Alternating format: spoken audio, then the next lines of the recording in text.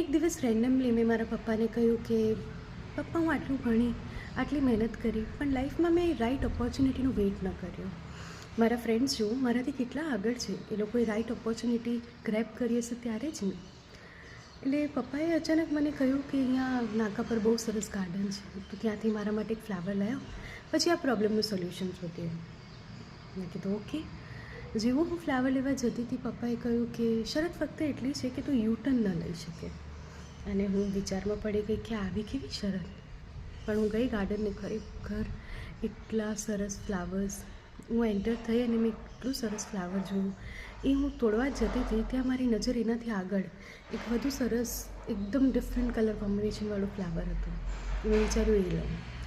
ત્યાં પહોંચી અને આમ નજર ફેરવી તો એનાથી આગળ હજી સરસ ફ્લાવર હતું, જે એકદમ સરસ રીતે ખીલું હતું ને એની સુગંધ બહુ સરસ હતી. એટલે મેં વિચાર્યું પપ્પા માટે લઈ જાઉં છું તો બેસ્ટ લઈ જઈશ. ત્યાં પહોંચીને મને વિચાર આવ્યો કે જો અહીંયા પહોંચી અને આટલા સરસ ફ્લાવર્સ છે તો કદાચ આગળ આનથી સારા હોય.